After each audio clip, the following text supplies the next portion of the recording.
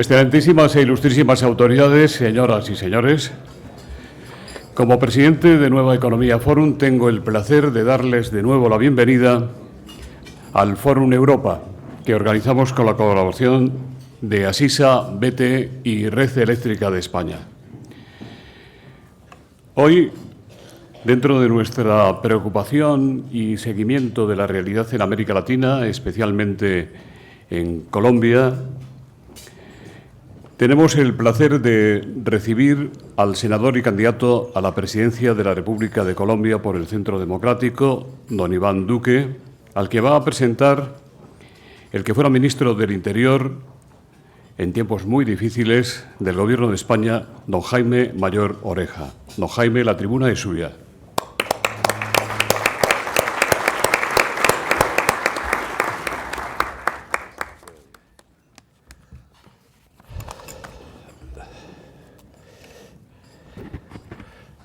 Muy buenos días. En primer lugar, muchísimas gracias a Forum Europa por la oportunidad que me da para volver a este lugar, que yo ya no frecuento prácticamente nunca. Así que para mí es un recuerdo de muchos desayunos, interesantes desayunos, en la etapa en la que ciertamente estábamos más en activo algunos. Pero para mí, sobre todo, es un honor presentar hoy al senador Iván Duque, que, como ustedes saben, es candidato a la presidencia del Gobierno de Colombia, impulsado por el Centro Democrático, presidido por nuestro admirado amigo don Álvaro Uribe. Quiero ser breve y decir simplemente que el senador, más que representante de un partido, representa una nueva generación de colombianos, en una Colombia joven. Y de ahí la responsabilidad y el reto que tiene. No representa solo a su persona, no representa solo a su partido. Yo creo que representa una nueva generación de colombianos. Él es de origen de Antioquia y tiene la escalofriante edad de 41 años, con lo cual a algunos nos envejece muy singularmente. Ha sido durante los últimos años el senador mejor valorado en Colombia y está avalado por dos grandes personalidades, además amigos, como son el presidente Uribe y el presidente Pastrana. Yo voy a destacar solamente dos rasgos, dos retos, dos desafíos que sin duda tiene delante de sí el senador Iván Duque. El primero, lógicamente, es en el ámbito económico. Él es indudablemente un abogado de profesión, de formación, pero se ha convertido casi ya en un experto en economía y fundamentalmente en estos momentos, además, milagrosamente, tiene tiempo para escribir muchos libros. Me referiré al último que yo conozco, que es Economía Naranja, y que demuestra que es de los pocos políticos que hoy tiene fundamentos serios en el ámbito económico. Él ha escrito un libro y no solo se ha limitado a escribirlo. En el año 2017, la Ley Naranja define una nueva aproximación a la economía en Colombia, basada en la cultura, en la educación, en la infraestructura cultural, en el talento, en la innovación. Y este libro es el compendio, en mi opinión, de su pensamiento. Un pensamiento económico asentado en la economía libre de mercado, pero con una agenda social, como no podía ser de otro modo en Colombia y en los países americanos. En definitiva, tiene el gran reto de consolidar y hacer emerger clases medias en Colombia, que viene a ser, en el fondo, el reto de todas las sociedades occidentales y democráticas. Pero el segundo reto es político, no solo es económico. Tiene una sociedad hoy dividida. El mal llamado proceso de paz ha fracturado la sociedad de Colombia en su raíz. Y por eso tiene el gran reto de cohesionar, unir, fortalecer las señas de identidad de aquella sociedad. El 2 de octubre, lo recordaba con un viejo amigo diplomático, coincidíamos el 2 de octubre del año 2016 en la Embajada Española. Yo venía de Madrid, llegaba a aquel atardecer a dar unas conferencias en Colombia. Y me acuerdo en la Embajada Española la sorpresa. El no había ganado. Nos sorprendió a los de fuera y a los de dentro, a los españoles, a los europeos y a los colombianos, a los que habían protagonizado incluso aquella campaña electoral, unos a favor del sí y otros a favor que no. Y yo recuerdo también que probablemente, no hace falta que les diga que yo no he creído nunca en los mal llamados procesos de paz, porque creo que tienen parte de su naturaleza asentada en la mentira y asentada en la perversidad. Yo no tengo un buen concepto de los mal llamados procesos de paz, porque en el fondo son procesos de negociación, lisa y llanamente, con los grupos terroristas.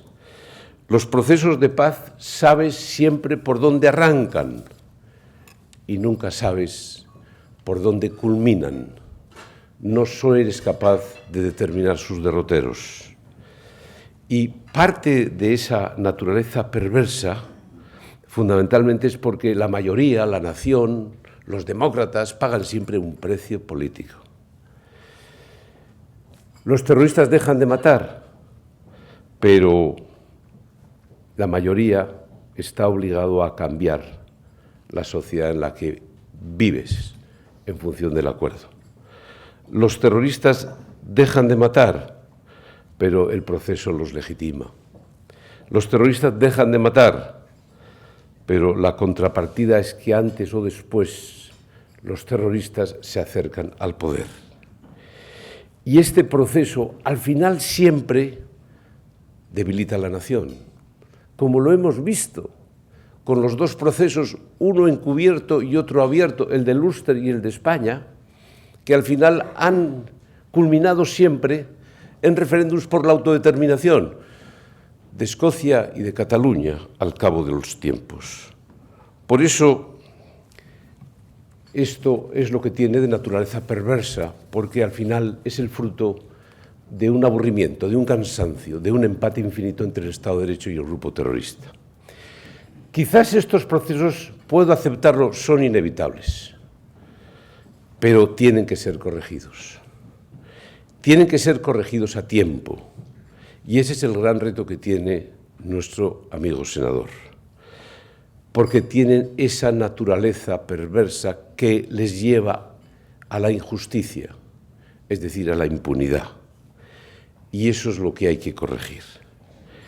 Una paz sin justicia no es paz, es injusticia y, sobre todo, al final, es la consolidación del desorden. La búsqueda del mal menor siempre consolida el mal.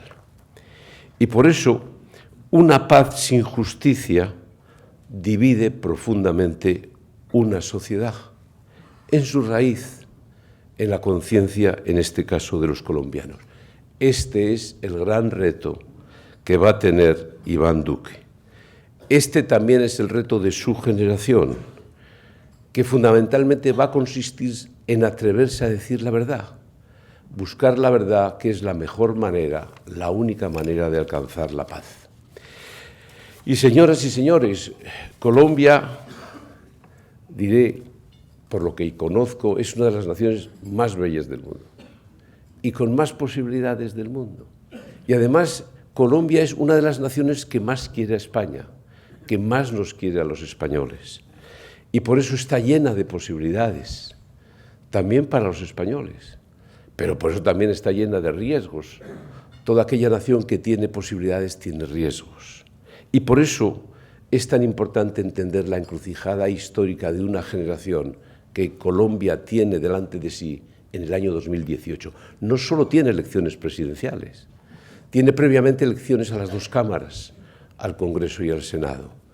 Y ojalá por el bien de Colombia, ojalá por el bien de España y ojalá por el bien de las sociedades occidentales, la persona que nos acompañe culmine este año 2018 devolviéndonos la esperanza en Colombia, siendo presidente de la República de Colombia. Muchas gracias.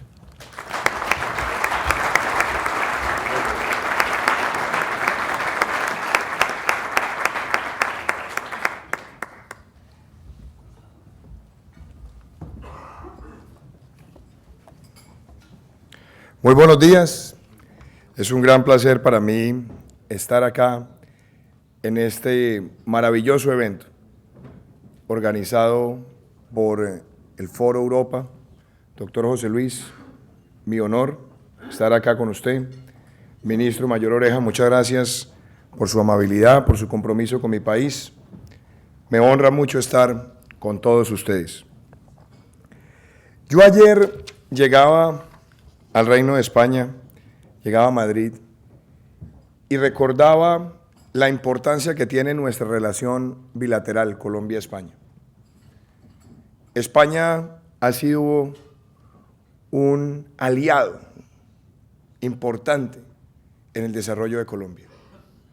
No solamente es uno de los socios comerciales más importantes de nuestro país, sino que ha sido una de las principales fuentes de inversión extranjera y ha acompañado procesos económicos y sociales en nuestro país.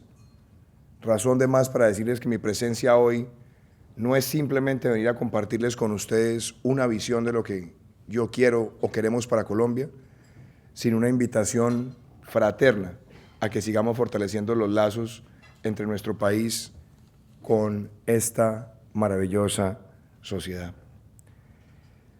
Yo quiero empezar haciendo unas reflexiones. Colombia es un país que tiene una historia maravillosa que contar, no hay duda de ello. Colombia ha tenido una gran evolución en los últimos 50 o 60 años. Un país que ha hecho transformaciones económicas, sociales, culturales, de inmensa importancia en todos los frentes. Y en nuestra historia reciente, yo debo decir que Colombia se sacudió de momentos aciagos y supremamente complejos.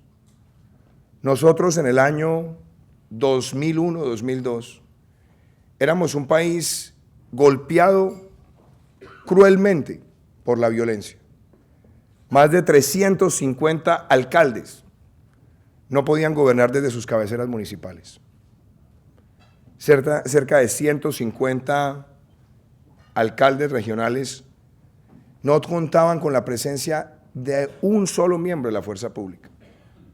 Éramos un país que tenía unos índices muy altos de homicidios, de secuestros, de ataques terroristas.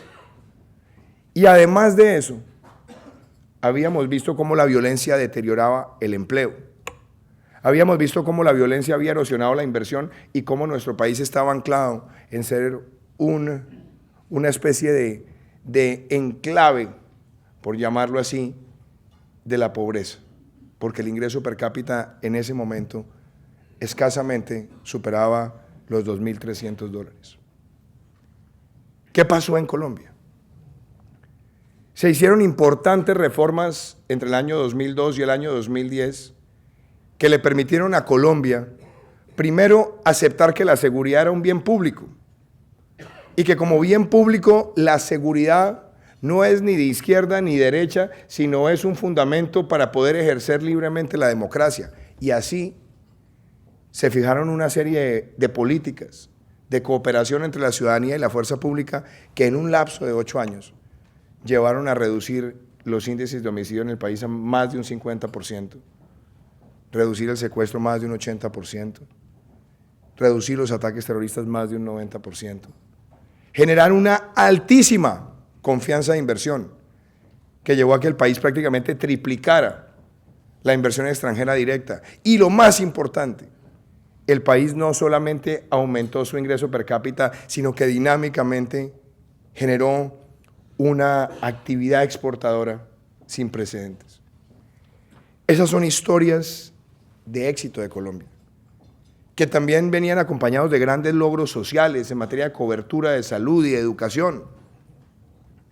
Y eso es lo que hoy, de alguna manera, los colombianos guardamos en nuestro corazón como un momento de reformas que nos tienen que motivar para recuperar esa confianza. ¿Por qué lo digo así? Porque si bien hay una historia de éxito, en Colombia hoy no podemos cantar victoria en muchos frentes. Tenemos que seguir motivando las transformaciones en nuestro país. Tenemos que seguir entendiendo que hay unos desafíos económicos y sociales enormes que se los quiero plantear en una comparación con España. Colombia y España son países que tienen más o menos la misma población. Una población que puede estar entre 48 y 50 millones de habitantes. Tenemos más o menos la misma población económicamente activa. Alrededor de 22, 23, 24 millones de personas. Pero la realidad es que un país como España, un reino como el de España, hoy tiene cerca de 19 millones de declarantes de renta. Colombia, escasamente 2.3 millones. España tiene más de 20 millones de cotizantes a la seguridad social, salud y pensión, y Colombia, escasamente 8 millones. España es un país que puede tener un ingreso per cápita superior a los 25.000, 26.000 dólares, y Colombia hoy, con todos los esfuerzos que se han hecho, puede estar alrededor de 6.000 o 7.000 dólares. ¿Eso qué quiere decir para mi generación? Que si queremos tener niveles de crecimiento cercanos a los de España, Colombia tendría que crecer 123 años al 1% para alcanzar ese nivel de ingreso per cápita, o crecer 20 años al 7%. Yo estoy convencido que la política tiene que ser fijarse grandes metas. Y una de esas metas que yo quiero para mi país es soñar con que Colombia tenga esos niveles de ingreso, amplíe su clase media, genere una gran capacidad productiva, genere una gran formalización laboral, y esa es la apuesta que queremos para nuestro país. Por eso me siento en la obligación de tocar hoy con ustedes cuáles son esos desafíos que tiene hoy Colombia y que nos invitan a tener que fijarnos esa meta de ingreso y de reducción de la pobreza.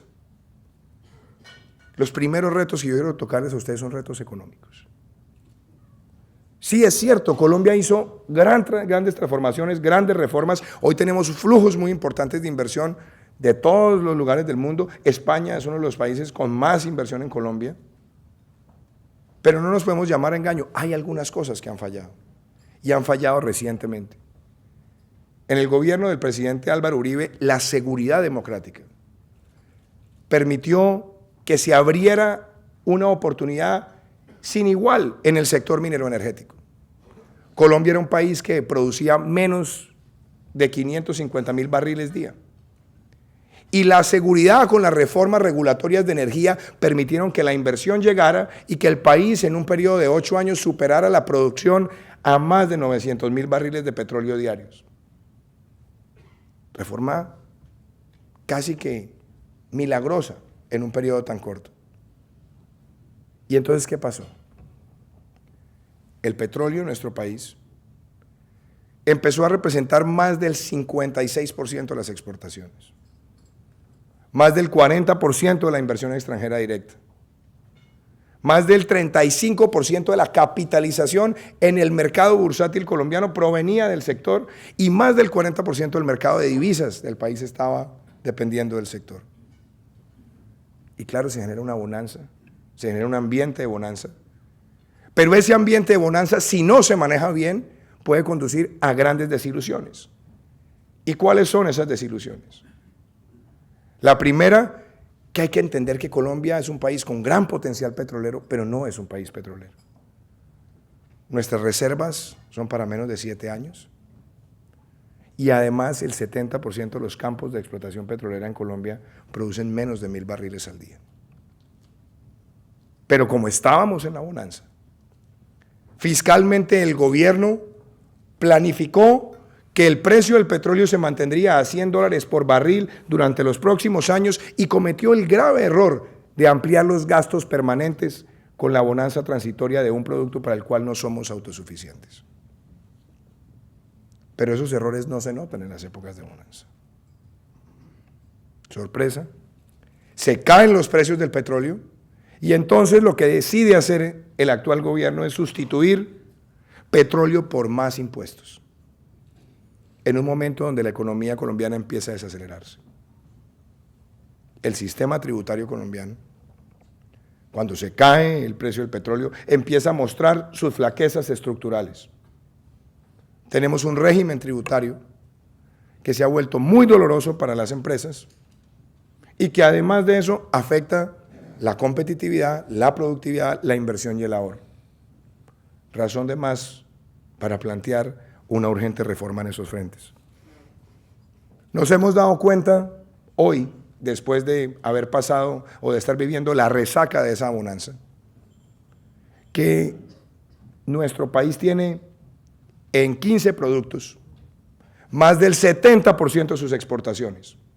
No hemos diversificado lo suficiente en nuestra economía. Y el peso de nuestras exportaciones como parte del Producto Interno Bruto es bastante inferior al de países como Chile o como México e inclusive Perú. Reto que nos obliga a nosotros a plantear cómo vamos a diversificar nuestra economía. Y hay otro adicional, los mercados de capital. Es urgente para la transformación económica de Colombia entender que los mercados de capital son una especie de bisagra que une el ahorro individual con el desarrollo empresarial de una nación. Y hoy tenemos cerca de 80 empresas listadas en bolsa. Solamente 5 de ellas transan más de $5 millones al día, lo cual nos obliga a pensar que el desarrollo de los mercados de capital tiene que ser parte fundamental de nuestra construcción de futuro. Esos son retos económicos que están allí. Pero esos retos económicos vienen también asociados con retos de carácter social. Y aquí quiero tocar el más importante de los desafíos sociales que tiene Colombia en esa comparación que yo hacía entre Colombia y España. ¿Por qué España tiene 19 millones de contribuyentes o declarantes de renta y Colombia solamente 2? ¿Por qué España tiene más de 20 millones de personas contribuyendo a la seguridad social y Colombia solamente 8? La respuesta es una sola: informalidad. Hoy 5 de cada 10 colombianos están en la informalidad laboral. Y el mayor reto social nuestro tiene que ser la generación de empleo formal permanente. Y eso solamente ocurre en un país que tiene un marco regulatorio, impositivo y de aproximación al sector privado que estimula al sector privado para ser ese motor de generación de empleo. Cuando uno ve un país como el nuestro, que con tanto esfuerzo tiene 22 o 23 millones de personas ocupadas, pero solamente 7 están contribuyendo a pensión, esa informalidad amenaza la sostenibilidad del sistema pensional en el largo plazo. Pero además amenaza la sostenibilidad del sistema de salud, porque necesitamos que el régimen contributivo de las personas que están declarando a la seguridad social sea el que nos permita aumentar la cobertura del régimen subsidiado para los más vulnerables de Colombia. Y cuando miramos a la Colombia rural, que eso es algo que quiero tocar esta mañana, Colombia es un país que tiene más de 12 millones de personas en el campo. Y ese campo es donde se van a dar las grandes transformaciones sociales o donde también perfectamente puede cabalgar el populismo, tratando de promover el odio de clases, tratando de exacerbar el odio a partir de la ausencia de la efectividad de muchas políticas sociales. El campo colombiano comparado con el de otros países tiene un peso muy importante en las exportaciones, más del 16%. Genera cerca del 17% del empleo y es casi el 7% de nuestro Producto Interno Bruto. Pero la realidad es que en el campo 80% de las personas no contribuyen a pensión y salud. Y más del 70% están por debajo del salario mínimo. Por supuesto, esto no es para sentir derrotismo. Al contrario, esa es la gran oportunidad. Pero implica enfrentarla, que al campo colombiano llegue una alta tasa de inversión capaz de generar esa formalización laboral. Cuando uno compara la situación del campo con las ciudades en Colombia, en el campo colombiano el promedio de años de educación son 5 años y en las ciudades son 9. Cuando uno compara el campo colombiano con las ciudades, se da cuenta que la cobertura de servicios básicos esenciales se ha ido quedando rezagada. Y nuestro mayor reto hoy, en términos de salud en Colombia, es que tenemos una población que está envejeciendo rápidamente en momentos donde las enfermedades no transmisibles están creciendo y necesitamos que el sistema de salud permita enfrentarlos. Esos son retos sociales. Pero a esos retos económicos y sociales se suma un reto aún mayor, y es lo que yo llamo el reto en materia de seguridad y en institucionalidad. Pareciera que cuando se habla de la paz, decir, ¿hay alguien que se oponga a la paz? Nadie se opone a la paz. Nosotros no nos oponemos a la paz, pero la paz tiene que estar configurada en una definición clara de que la paz es el producto de una sociedad que ha logrado el matrimonio feliz de seguridad y justicia, y no premiar al delincuente y no hacerle ver a la sociedad que la delincuencia es un camino legítimo para ganar prebendas, canonjías y capacidad de negociación con el Estado.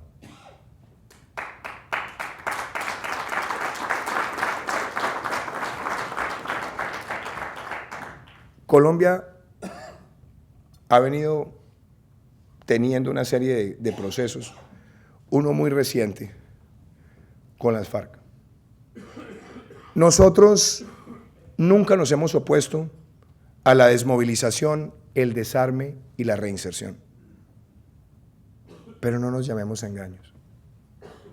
Puede ser confiable un proceso cuando Colombia, con más de 100 países del mundo, se unió para que se creara un estatuto internacional que no dejara jamás en la impunidad crímenes de lesa humanidad, y hoy vemos a los máximos cabecillas de esas organizaciones sin haber pagado por sus delitos, sin haber pagado pena proporcional y efectiva, sin haber reparado a las víctimas, sin haber dicho toda la verdad, con sentencias muchos de ellos aspirando a cargos de elección popular. Eso se denunció en la campaña del plebiscito. Nosotros fuimos a la campaña del plebiscito a defender el no como lo han hecho creer algunos por odio, o simplemente porque rechazamos cualquier posibilidad de paz, ¿no? Lo hicimos sobre la base de que se necesita construir la paz con justicia. Y que si bien es posible aceptar una reducción sustancial de penas en aras de la desmovilización, el desarme y la reinserción, no puede darse una ausencia de pena, porque la ausencia de pena configura impunidad. Ha pasado un año, más de un año, desde que se firmó el acuerdo del Teatro Colón, habiendo desconocido el mandato popular de un plebiscito donde ganó el no para destruir los acuerdos, sino para introducir las modificaciones que nos preocupan. Y hoy no tenemos claridad sobre los niños reclutados por esa organización. No hay claridad sobre el paradero de centenares de secuestrados años atrás, que sus familias claman hoy conocer su paradero y que seguramente estarán en fosas comunes, pero que necesitan el paradero de su familiar para poderle dar un sacro descanso. Ha pasado todo este tiempo y no se conocen las rutas del narcotráfico. Y lo que es aún más grave, tenemos hoy el aumento de los cultivos ilícitos en Colombia, casi a niveles que no teníamos desde el momento en que se suscribió el Plan Colombia. Se ha dicho que el narcotráfico es un delito amnistiable si se comete para financiar, promover u ocultar la rebelión. Y se ha dicho que la sustitución y la erradicación de cultivos ilícitos es voluntaria y no obligatoria. Estos son retos no solamente a la seguridad colombiana, sino retos a la seguridad internacional también, porque esa droga que se produce con ese ambiente permisivo no solamente termina en las calles de Colombia corrompiendo nuestra juventud, sino que también llega a las calles de Nueva York y a las calles de Madrid. No enfrentar con determinación esos retos de seguridad puede significar que la violencia siga siendo vista por algunos como un mecanismo legítimo para obtener prebendas del Estado. Hoy lo vemos con el ELN en Colombia. Otro grupo terrorista que se ve en el espejo de sus hermanitos mayores de las FARC y que se siente también con la legitimidad a seguir utilizando la violencia como un mecanismo para ganar espacio de negociación en una mesa. Mi generación y mi convicción personal es que ha llegado el momento de pasar las páginas donde los criminales tienen la posibilidad de negociar los términos de la legalidad en función de sus pretensiones. Yo quiero representar una generación que enmiende esos errores históricos que lo que han hecho es empeorarse con el tiempo y que el mensaje al criminal sea: el que la hace, la paga, y que la legalidad, el cumplimiento de la ley y el apego a la ley sea la forma en la que nosotros vamos a construir una sociedad donde haya un verdadero respeto a nuestras normas y la violencia no sea considerada como un mecanismo para hacer política. Ahí les cuento a ustedes retos. Ahora lo que ustedes se van a preguntar es: ¿cuál es la propuesta para Colombia? ¿Qué es lo que nosotros queremos para Colombia y cómo lo queremos construir? Y aquí es donde yo hablo de la ecuación, donde legalidad más emprendimiento es igual a equidad. Y mi primera propuesta a Colombia, que hoy la comparto con ustedes, tiene que ver con esto: legalidad. Y legalidad implica que frente a los acuerdos con las FARC, como lo dije en una entrevista que salió publicado el día de hoy, no hay que hacer una destrucción de los acuerdos. No se trata de destruir integralmente los acuerdos, se trata sí de introducir las reformas que Colombia necesita para prevenir ese ascenso nuevo de la violencia. Yo me he comprometido con llegar a la presidencia de Colombia y presentar una reforma constitucional que deje absolutamente claro en nuestra carta política que el narcotráfico no es un delito amnistiable, para que no hayan grupos que lleguen al narcotráfico y se sientan con la legitimidad de cabalgar sobre ese delito para nuevamente negociar en unos años con el Estado colombiano. Segundo, la erradicación y la sustitución tienen que ser obligatorias. Tercero, no nos digamos mentiras. No puede ser que un grupo negocie como una unidad monolítica de mando y hoy tengamos 2.000, poco menos de 2.000 disidentes nuevamente hablando de narcotráfico, de minería ilegal y controlando partes del territorio sobre su capacidad de intimidación, y los cabecillas quedan totalmente ajenos a esa responsabilidad. Hay armas escondidas y hay dineros escondidos, y mi mensaje tiene que ser para los cabecillas de esa organización: armas y dineros escondidos, que no fueron entregados para su destrucción, ni para reparar a las víctimas, implica que los cabecillas deben perder todos los beneficios y caerles todo el peso de la ley, para que no se burle la institucionalidad de nuestro país. Esto no es nada irracional, ni mucho menos antilógico. Es la forma en la que tenemos que hacer todas las modificaciones para que la violencia no se repita con la mala ejecución de un acuerdo. Pero además esto viene vinculado con otras cadenas criminales: el contrabando, el lavado de activos y otras cosas. Mi primer compromiso es legalidad. Un país que también genera una cultura ciudadana de respeto y apego a la ley es un país que empieza a construir una senda de desarrollo integral. Y eso lo ato con la segunda parte de nuestro programa para Colombia. ¿Qué queremos en términos de economía? ¿Qué queremos en términos de emprendimiento? Yo he planteado que nuestro sistema tributario es complejo, que nuestro sistema tributario se ha convertido en una especie de peso asfixiante para el sector privado. Nosotros tenemos una tarifa de renta corporativa, lo que aquí llaman impuesto a las sociedades, del 34%, con una sobretasa del 6% para las empresas que generan ingresos por más de $270.000. Así, el sector privado empieza a perder incentivos. Yo quiero bajar la tasa de tributación en las empresas.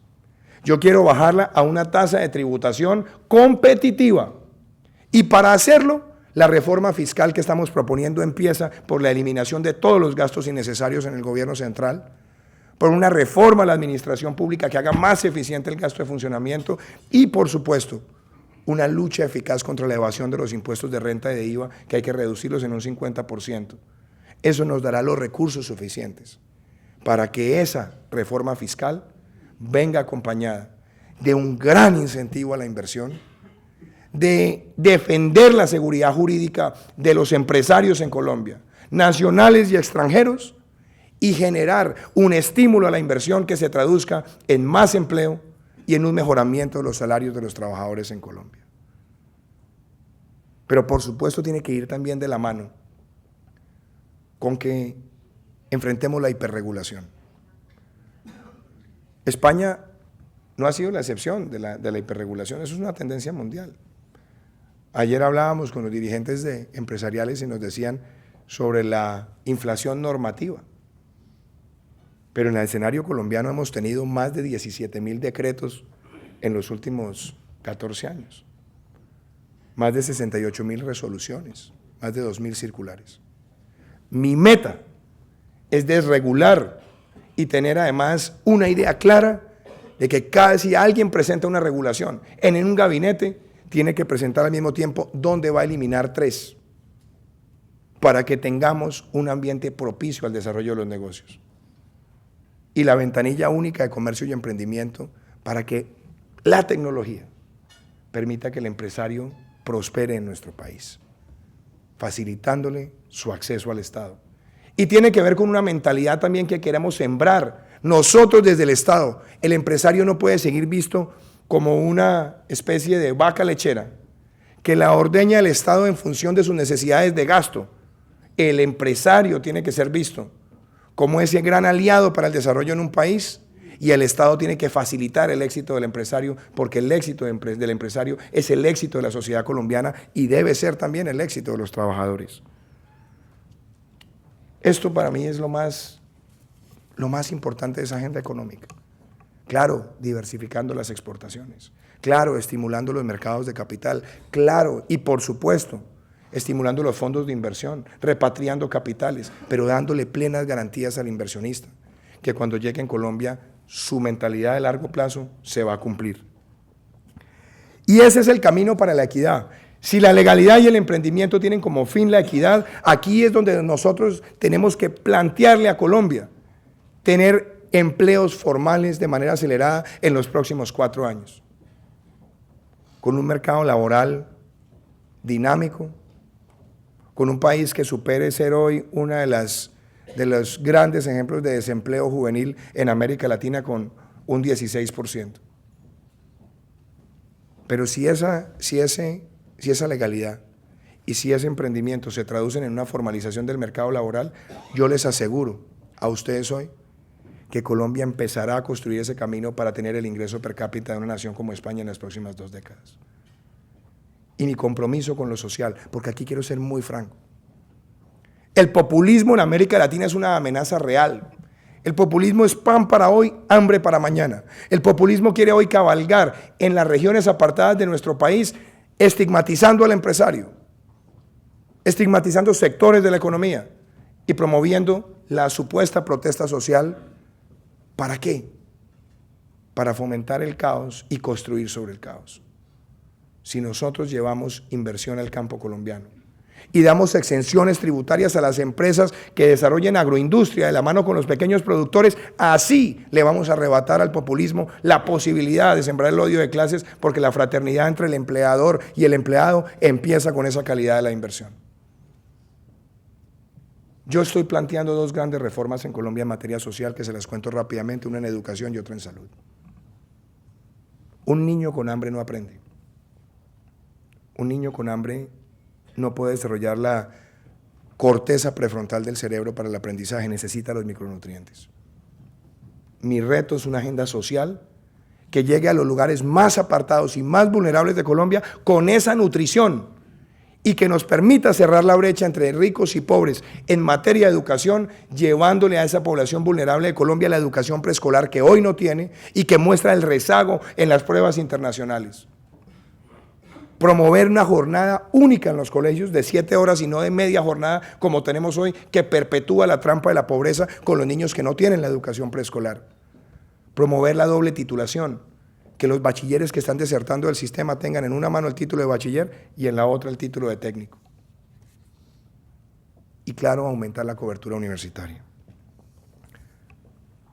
Por último, en materia social, la salud. Yo quiero un sistema de salud donde salgan los operadores que han abusado del sistema y donde se fortalezcan las proveedoras del sistema que lo hacen hoy con calidad. Queremos un sistema de salud que enfrente con prevención las enfermedades cardiovasculares y respiratorias en ascenso. Y queremos un sistema de salud que le permita a los ciudadanos más vulnerables de Colombia sentirse tratados con dignidad. Esa es nuestra agenda. Hay un libro publicado que se llama Indignación, donde está planteada más de 160 propuestas en todas las áreas en las que Colombia tiene un desafío hacia el futuro. Legalidad, emprendimiento y equidad es lo que hoy le presentamos a Colombia y me siento orgulloso de estar en Madrid como miembro de una generación de colombianos donde está el 73% de nuestra población que somos menores de 45 años, que queremos gobernar para todos los colombianos sin esos debates anacrónicos de izquierda y derecha, sino pensando en la calidad de las políticas públicas pensadas hacia el futuro. Empecé diciendo que Colombia y España son países hermanos, sociedades hermanas. Y hoy vengo ante ustedes a plantearles esta agenda de seguridad, de estabilidad jurídica, de promoción de la inversión y de generar una transformación social para que nuestros lazos sean cada vez más fuertes y que España sea parte de la transformación que queremos para nuestro país. Muchísimas gracias.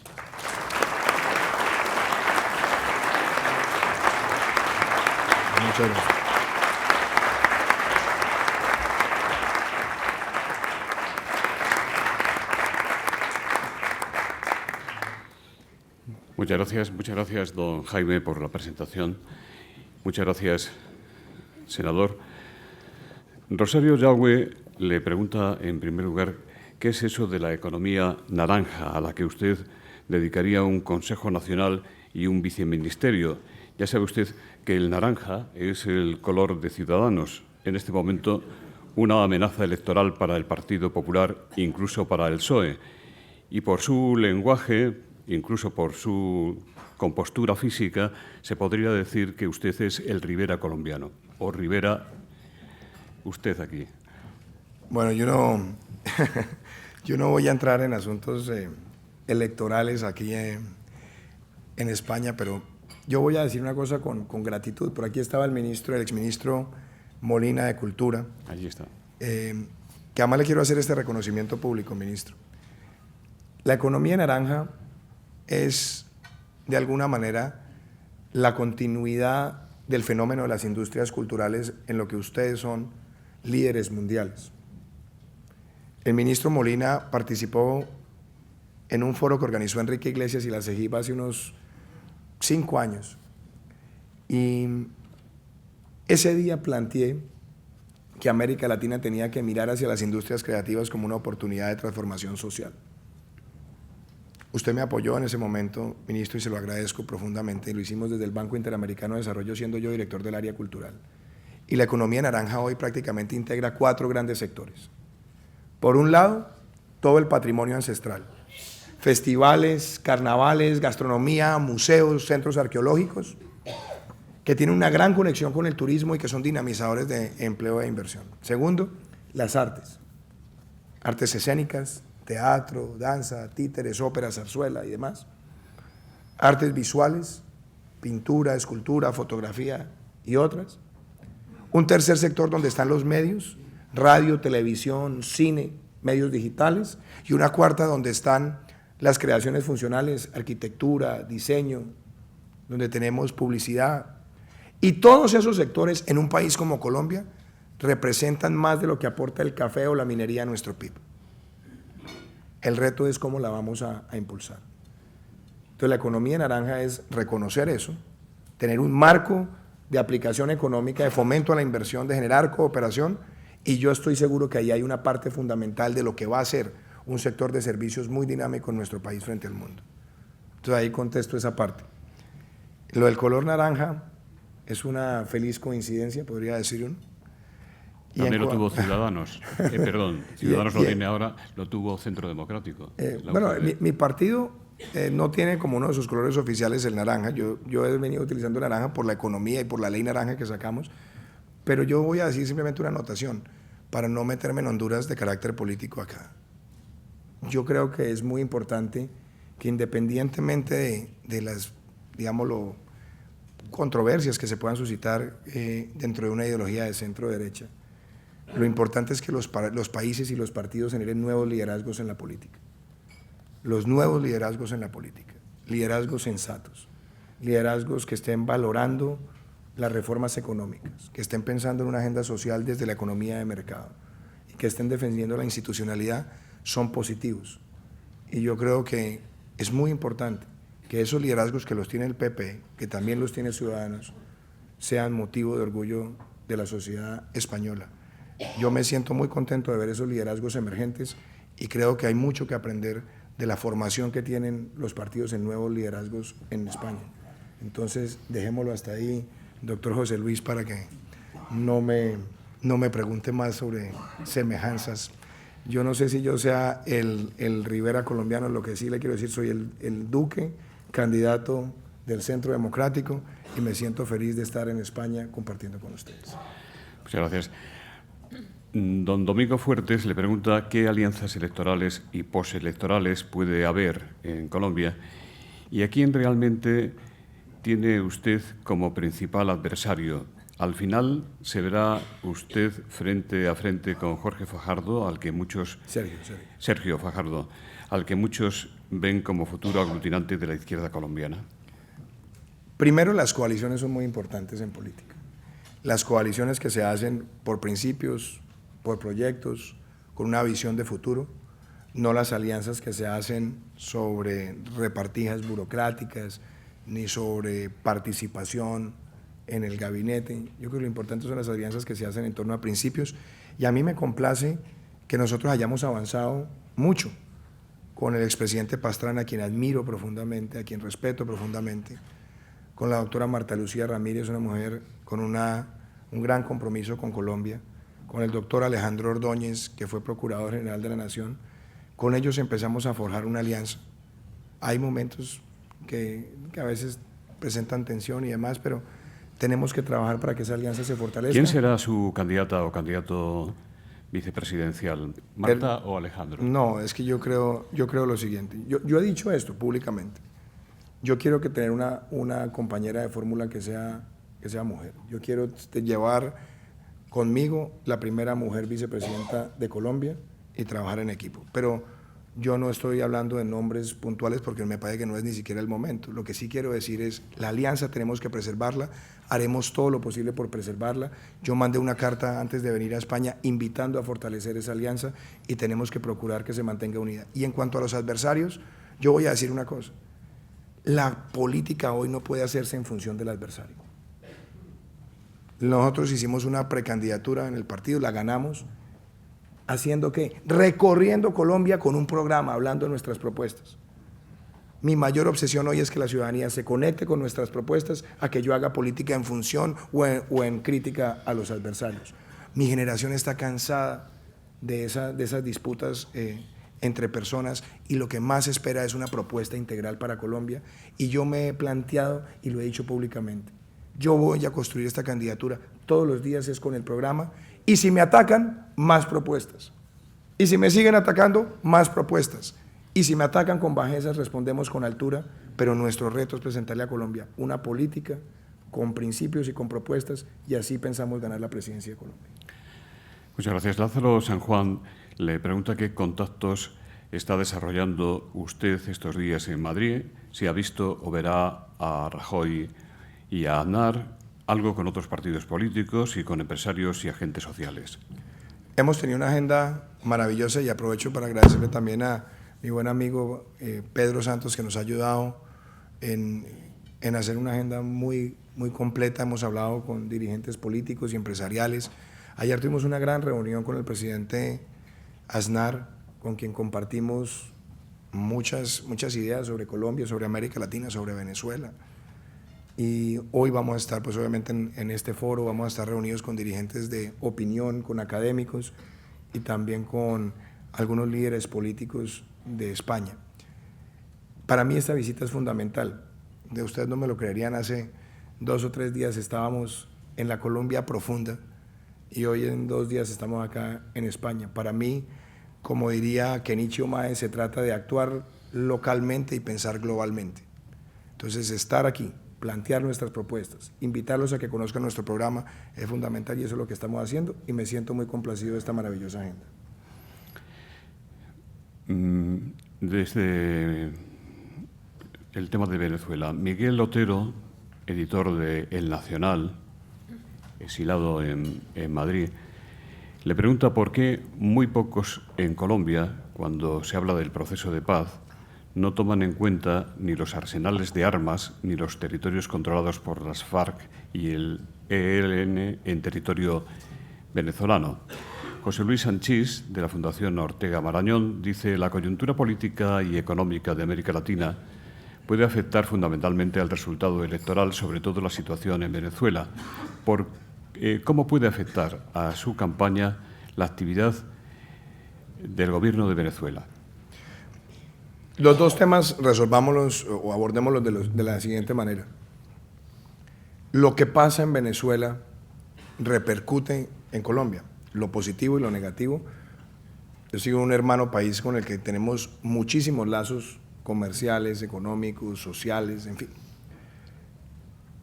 El gobierno de Chávez y el gobierno de Maduro han sido cómplices del terrorismo en Colombia.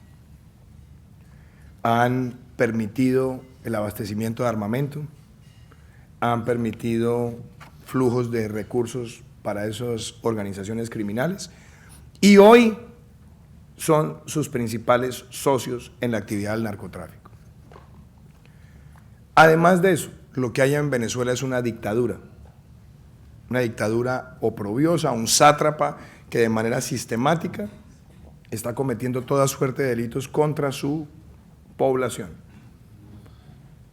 Yo, con los miembros de la bancada del Centro Democrático, decidimos no seguir viendo esto con indiferencia y tomamos la decisión de denunciar a Nicolás Maduro ante la Corte Penal Internacional. Conseguimos 76 firmas de senadores colombianos, más de 50 de congresistas de Chile, y fuimos a la Fiscalía de la Corte Penal Internacional a denunciarlo. El proceso ahí va, lento.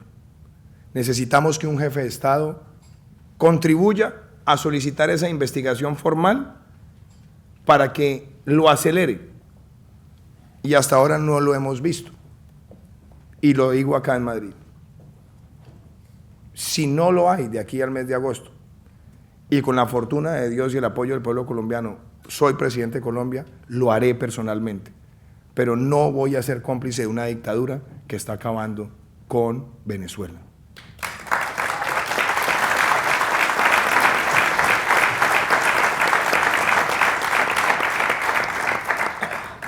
Y quiero decir esto, ¿puede o no influir lo que pasa en Venezuela en las elecciones? Sin duda sí. Pero además tenemos que ilustrarle a Colombia cómo se dieron los albores de la llegada del chavismo.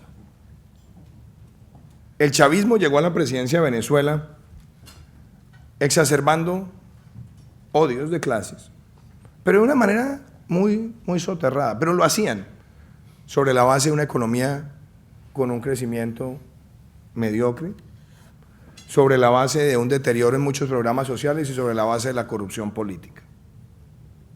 Y Chávez hablaba como una mansa paloma, Basta mirar las entrevistas del año 98-99 para darse cuenta que era un discurso muy ecuánime en las apariencias, pero que ya dejaba ver las ponzoñas con las que venía a amenazar las libertades.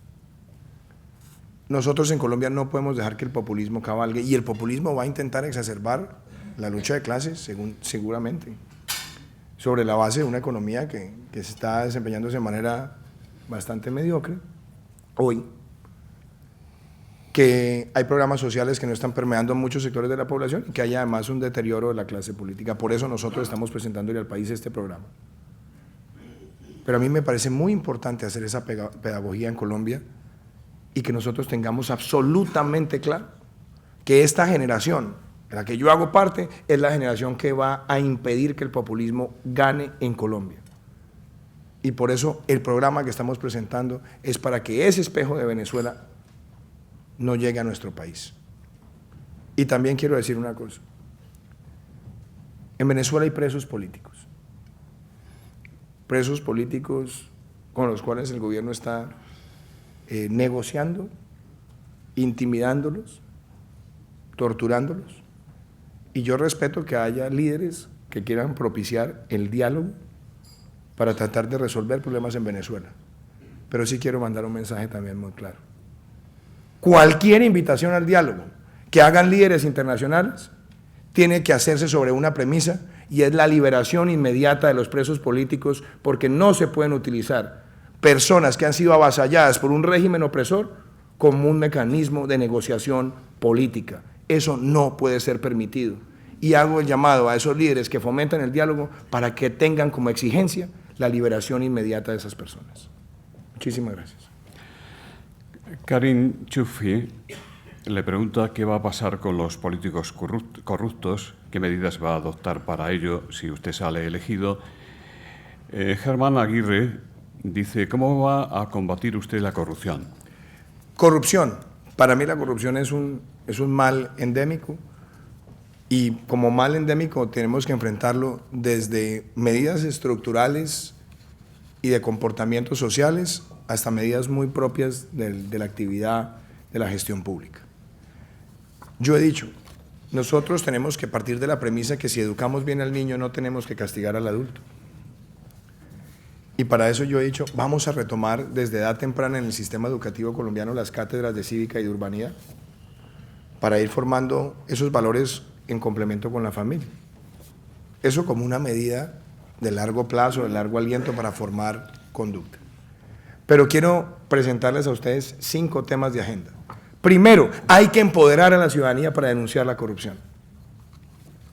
Lo que ha hecho el primer ministro Narendra Modi en la India, a mí me parece importante, y es que la ciudadanía tenga las líneas telefónicas, las redes sociales, y facilitar la denuncia para que el corrupto sepa que la sociedad integralmente lo está mirando. Segundo, que nosotros tengamos en Colombia extinción de dominio express a los corruptos. ¿Para qué? Para una vez identificados y denunciados y sancionados, les quitemos hasta el último peso de su patrimonio mal habido. Tercero, ningún beneficio penal para los corruptos, ni casa por cárcel, ni reducción de penas. Cuarto, empresa que corrompa a un funcionario, ni la empresa ni sus dueños puede jamás volver a contratar con el Estado colombiano.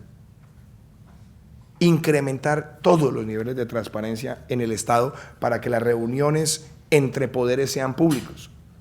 Que si los senadores o los congresistas se reunieron con un funcionario del ministerio tal, todas las reuniones tienen que ser públicas, todas, absolutamente todas. ¿A qué fue?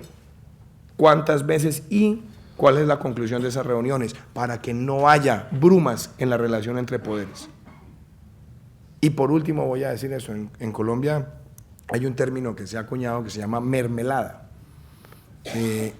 que es los recursos del presupuesto que se utilizan para que el Congreso apruebe ciertas cosas a cambio de obras o a cambio de contrataciones. Yo quiero asumir un compromiso con todo el pueblo colombiano, y es que el presupuesto nacional en el gobierno de Iván Duque va a tener todas las partidas públicas y no vamos a tener partidas globales que se presten para ese tipo de relaciones incestuosas entre poderes públicos. Ahí les dejo algunas de esas propuestas que hemos presentado para enfrentar la corrupción en el país. Íñigo Amézaga le pregunta por la perspectiva y el criterio futuro de las organizaciones internacionales en las cuales Colombia es un importante actor, la OEA, la Alianza del Pacífico, UNASUR.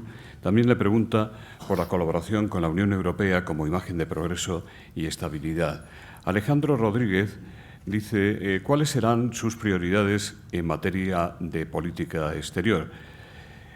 ¿Profesionalizará usted el nombramiento de embajadores diplomáticos como hace Francia o de empresarios o benefactores electorales como han sido los dos últimos embajadores de Colombia en España, también los últimos de Estados Unidos?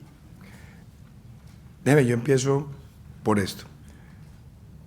Las relaciones internacionales son fundamentales, por supuesto, pero hay que darles un foco y una prioridad. ¿Qué espero yo en materia de política exterior? La política exterior colombiana tiene que estar alineada con esos objetivos de corto, mediano y largo plazo que les he compartido. Yo quiero que nuestra diplomacia sea una diplomacia también muy fuerte en lo comercial. Nosotros tenemos tratados de libre comercio con varios países, con bloques de países, y venimos viendo un desempeño de nuestras exportaciones y nuestra balanza comercial con esos mercados deteriorándose. Yo quiero que la diplomacia nuestra, comercial, nos ayude y nos contribuya a que Colombia se inserte en las cadenas de valor en los países y en los bloques de países con los que tenemos tratados. Eso me parece a mí fundamental. Lo otro, nosotros hemos defendido siempre, en términos de política exterior, el constructivismo como teoría. Construir alianzas y que esas alianzas obviamente repercutan en que tengamos acceso a mercados de largo plazo, que traigan inversión a Colombia, que den estabilidad jurídica.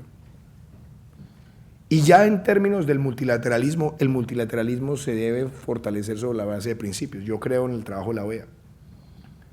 Yo he defendido siempre el sistema interamericano, creo que el sistema interamericano ha sido maravilloso. Y creo también que el sistema iberoamericano tiene unos casos de éxito que hay que aplaudir. La CEGIP, sobre todo con el impulso maravilloso que le dio Enrique Iglesias, permitió, por ejemplo, una maravillosa cooperación cultural. Programas como Ibermedia, que permitieron el desarrollo de la industria cinematográfica, programas de promoción cultural, programas donde se han hecho declaraciones sobre temas importantes como la corrupción, como la economía digital, que lo ha hecho la CEGIP. A mí me parece que hay que fortalecerse. Pero también tengo una preocupación, UNASUR. Yo creo que UNASUR fue un esfuerzo que además hay que aplaudirle al presidente Álvaro Uribe en aras de generar un buen entendimiento con todos los bloques, que se diera una organización para permitir zanjar en la diplomacia diferencias y buscar elementos de unión. Pero la verdad es que UNASUR se ha deslegitimado mucho. UNASUR, debo decirlo, terminó convertida en el gran validador de la dictadura de Venezuela. UNASUR no ha hecho una diplomacia efectiva denunciando los atropellos de esa dictadura, y yo he dicho que si UNASUR no va a tener un compromiso claro frente a la dictadura de Venezuela y va a seguir con un silencio complaciente, yo creo que lo mejor es que Colombia se retire de UNASUR y se fortalezca el sistema interamericano. Lo he dicho en Colombia, lo he dicho hoy acá en Madrid, lo he dicho públicamente. Y déjeme dejar un temita ahí, Naciones Unidas. Yo creo que el sistema multilateral de Naciones Unidas también hay que fortalecerlo, y hay que hacer muchas enmiendas, y hay que buscar que muchos de los programas, sobre todo en temas tan sensibles como los temas ambientales y las metas sostenibles, las metas de desarrollo sostenibles, puedan tener una aplicación con recursos y que no se queden perdidas solamente en peregrinaje burocrático. Entonces, mi enfoque es fortalecer el multilateralismo, mejorar las relaciones bilaterales, mucha cooperación en seguridad y mucha diplomacia comercial. Leonia de Jesús dice, ¿con qué seguridad jurídica cuentan los inversores que quieran estar en Colombia en sectores como hidrocarburos, agua, energía, etcétera? ¿Cómo afecta en este sentido la situación actual del proceso de paz y qué propone usted como futuro presidente del país. Julio Cabo, en esta misma línea, dice: ¿puede hablarse de seguridad jurídica después del caso de la expropiación a la española Gas Natural de la empresa Electricaribe? Hay dos temas acá. Primero, para mí la inversión debe tener seguridad jurídica como principio esencial. Una inversión de largo plazo que no está cimentada en unas garantías de inversión en materia legal empieza a flaquear. Ahora, ¿qué ha ocurrido en Colombia? Colombia ha tenido que enfrentar primero unos vacíos regulatorios en temas tan sensibles como consultas previas, consultas populares, temas inclusive relacionados con la reglamentación de sectores específicos, que como no se han hecho desde el Estado y el Estado no ha asumido esa responsabilidad en los últimos años, lo que ha pasado es que la regulación la han hecho a través de sentencias judiciales. Y yo creo que eso nos tiene que obligar a tomar unas decisiones muy puntuales frente a sectores estratégicos donde la regulación con el liderazgo del Estado permita enfrentar esas incertidumbres que se convierten en decisiones aleatorias por parte de los jueces. Yo creo que ese es un tema. Y lo otro que está planteado ahí, la pregunta de gas natural. Yo estuve participando en el debate que se hizo en el Congreso de la República cuando se habló de la situación de Electricaribe. Y yo creo que hay dos o tres elementos que lo complicaron. Primero, 7 ministros de Minas en los últimos 7 años. No tener un interlocutor institucional para lidiar con un problema de semejante envergadura es grave. Segundo, hay unas situaciones que tienen que ver con el mercado de energía en la costa caribe colombiana, donde hay una población de ingresos precarios que puede estar en el orden del 80%. Una gran adversidad climatológica que implica un inmenso consumo de energía. Y tercero, tenemos una situación, en algunos casos, de transparencia sobre los mecanismos de cobro y de ejecución tarifaria. Y obviamente el tema se dejó escalar hasta un punto muy grande de politización entre líderes políticos de la región y la empresa. La empresa fue intervenida. Y entonces la primera pregunta que uno se hace, ¿la intervención está garantizando que se resuelvan los problemas estructurales? La evidencia hasta ahora con los reportes que hemos tenido, tanto de la empresa como de algunas instituciones de control, no muestra que se estén resolviendo. Entonces la empresa mañana la pueden vender, si la quieren hacer, y no va a resolver el problema estructural. Yo lo que creo es que nosotros debemos darle al inversionista en Colombia, primero, la claridad que hay unas políticas públicas en materia de tarifas que son transparentes, que hay unos mecanismos de cobros que son transparentes y que además va a tener un Estado con la capacidad de buscar soluciones de manera integral. Eso es lo que yo creo que puedo decir como presidente de la República que espero ser. No es decir que una varita mágica que uno va a desconocer un fallo judicial, ¿no? Pero uno sí tiene que garantizar que haya certidumbre sobre los mecanismos de mercado para que las empresas sean viables. Y si no los hay, resolverlos de manera concertada. Esa es la gran amenaza que se puede decir sobre un país donde no ha habido una actitud clara por parte del gobierno, la voy a tener.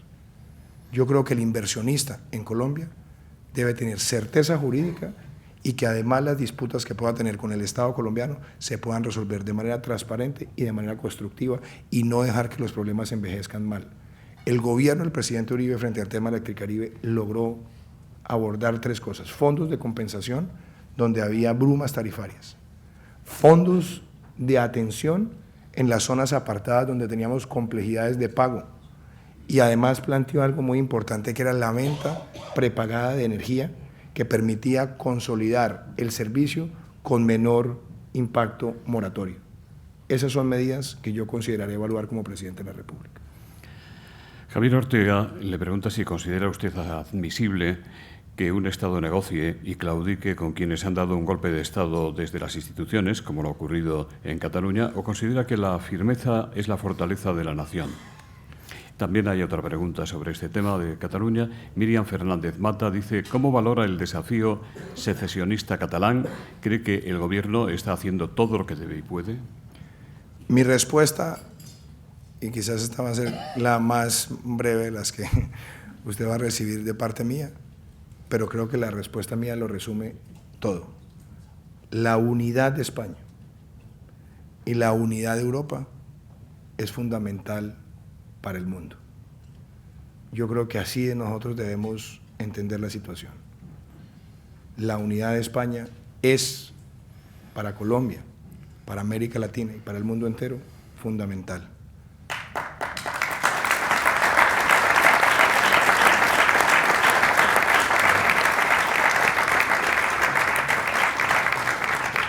Muchas gracias. En nombre de Red Eléctrica de España, representada hoy por don Roberto García, de Asisa, representada por el venezolano don Amílcar Posada, y de BT, don José Luis Garcés, va a despedir el acto. Buenos días a todos. No sé si se me oye. Sí. Quería agradecer en nombre de los patrocinadores, como ha dicho José Luis, la presencia de don Jaime y don Iván en este evento. Desearte muchísima suerte con los retos que tienes, políticos y económicos, que ha adelantado Jaime, y yo creo que vas a salir muy airoso porque tienes una gran ilusión, entusiasmo y sobre todo bastantes buenas ideas. O sea que muchísima suerte y te seguiremos desde aquí. Muchísimas gracias, de verdad, José Luis. A todos ustedes ha sido para mí un gran honor compartir esta mañana.